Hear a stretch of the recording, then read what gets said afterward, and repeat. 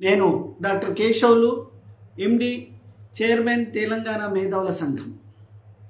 మిత్రులారా, ఈరోజు హైదరాబాద్ నగరంలోని క్యూనీస్ ఆఫీస్ పైన అలాగే ఎమ్మెల్సీ ప్రముఖ బీసీ నాయకుడైన తీర్మార్ మల్లన్నపై జరిగిన దాడిని తీవ్రంగా ఖండిస్తున్నాం.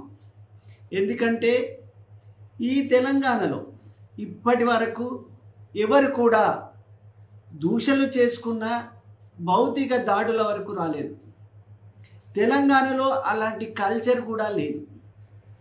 తెలంగాణలో ఒక మహిళ ఉండి ఒక ఎంపీగా ఉండి లిక్కర్ కేసులో జైలుకు వెళ్ళిన వాళ్ళు కూడా లేనే లేరు.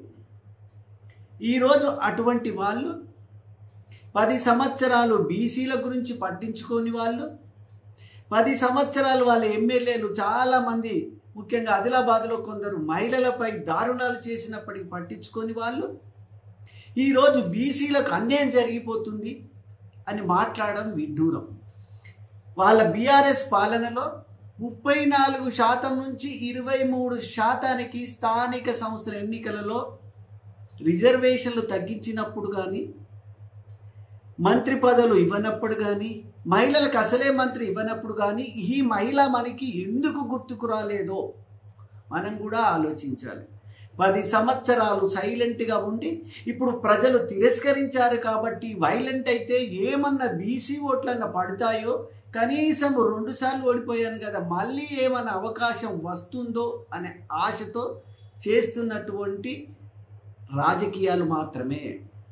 ఎవరైనా ఈ ప్రజాస్వామ్యంలో రాజకీయాలు నడపవచ్చు, ఎవరు వద్దు అనటం లేదు.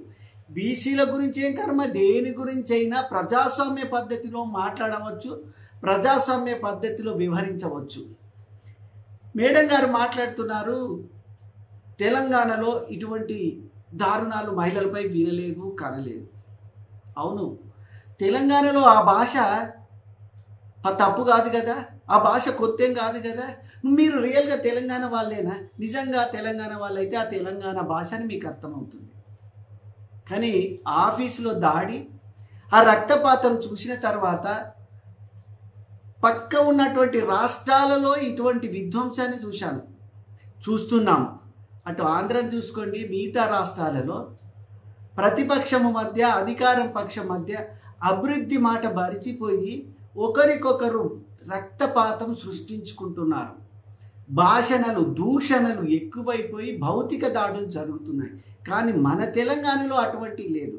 ఇటువంటి తెలంగాణలో ఈ కొత్త సంస్కృతిని మహిళలై ఉండి లిక్కర్ కేసులో జైలుకు పోవడము, ఇప్పుడు చివరికి ఒక ఎమ్మెల్సీ స్థాయి వ్యక్తిపై, ఒక బీసీ నాయకుడిపై వ్యక్తిపై నడి రోడ్డున ఉన్నటువంటి హైదరాబాదు నగరంలో విధ్వంసం సృష్టించడమే కాదండి, రక్తపాతము సృష్టిస్తూ బయటకు వచ్చే సంపేస్తాము లాంటి భాషను వాడటము ద్వారా ఈ తెలంగాణలో కూడా మళ్ళీ హింస పెరిగే సూచనలు ఉన్నాయి. ఈ తెలంగాణలో లేని కల్చర్కు కారణమవుతున్నటువంటి ఈ తెలంగాణ జాగృతిని ప్రభుత్వము వెంటనే గుర్తింపు రద్దు చేయాలి. అది ఒక నిషేధ సంఘంగా పరిగణించకపోతే తెలంగాణ ఏమైపోతుందో ఒక్కసారి ఆలోచించండి. మీ రాజకీయాలు మీరు చేయండి, ప్రజాస్వామ్య పద్ధతిలో చేయమంటున్నాము. దూషణలకు ప్రతిదూషణలు చేసుకోండి వ్యవహారికంగా భాషలో వాడుతూ.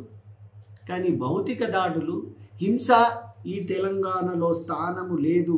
ఒకవేళ మీరు హింసే నమ్మితే ఈ తెలంగాణలో మీకు స్థానం లేదని కూడా తెలంగాణ మేధావుల సంఘం చైర్మన్గా మిమ్ములను నేను హెచ్చరిస్తున్నాను.